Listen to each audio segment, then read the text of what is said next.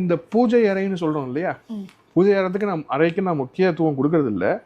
ஆனாலும் அப்படி வச்சீங்கன்னா எப்படி வைக்கணும் அப்படிங்கிறதுல ஒரு கான்செப்ட் இருக்கு. இன்னைக்கு நம்ம என்ன பண்றோம் அப்படின்னா, ஒன்று ரூமா பண்றோம், பெருசா பண்றோம். பெருசா பண்ணிட்டு அதுல வந்து நம்ம நிறைய போட்டோஸ், அது இது போய் இடத்துல எல்லாம் அந்த போட்டோஸ் எடுத்து வந்து வைக்கிறோம். ஆனா அப்படி கிடையாது.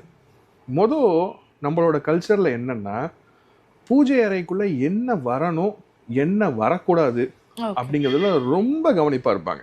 எங்க முன்னோர்கள் எல்லாமே எக்காரணத்தை கொண்டு இரும்பு பூஜை ரூம்குள்ள வந்துடக்கூடாது, இரும்பால் ஆன விஷயங்கள் எதுவுமே பூஜை ரூம்குள்ள இருக்கக்கூடாது அப்படிங்கிறதுல ரொம்ப கவனமா இருப்பாங்க. ஒரு அருவா எடுத்துட்டு வந்து தேங்காவை உடைச்சா கூட உடனே அந்த அருவாவை வெளியே எடுத்துட்டு போயிடுவாங்க. ஏன்னால் இரும்பு இருக்கக்கூடிய இடங்கள்ல தெய்வம் ஆகர்ஷணம் ஆகாது அப்படிங்கிறது எங்களுக்கு ஒரு பெரிய நம்பிக்கை. ஏன் இன்னும் சொல்ல போனா, பூஜை அறையில நம்ம சாமி படம் மாற்றோம் இல்லையா, அந்த ஆணி கூட காப்பர் ஆணி தான் யூஸ் பண்ணுவோம்.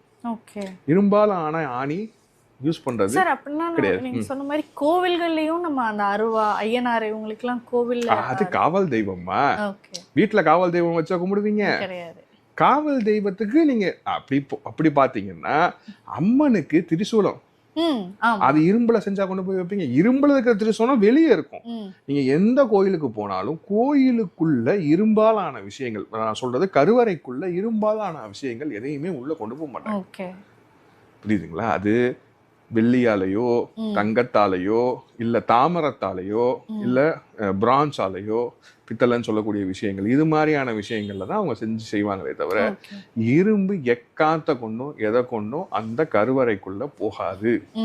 இரும்ப நம்ம பூஜை ரூம்ல எவ்வளவு கம்மி பண்றோமோ அவ்வளவு நல்லது. இன்னைக்கு நம்ம வந்து பாத்தீங்கன்னா போட்டோல வரக்கூடிய பின்னாடி தகடு வைக்கிறோம்ல, அது ஸ்டீல்ல வருது. நாங்கெல்லாம் வந்து காப்பர் பிளேட்டு தான் ஒரு போட்டோக்கு பின்னாடியும் வச்சு செய்வோம்.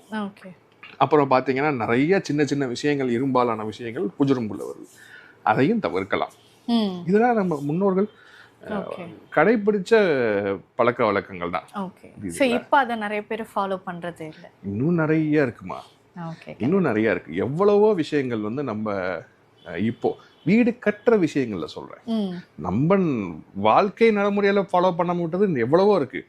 வீடு கட்டக்கூடிய விஷயங்கள்ல இருக்கக்கூடிய நம்ம பண்ண விஷயங்கள் இப்ப பண்ணாம இருக்கிறது எவ்வளவோ இருக்கு. சங்கு ஸ்தாபிதம்னு ஒண்ணு இருக்கு, இதெல்லாம் பண்றது கிடையாது.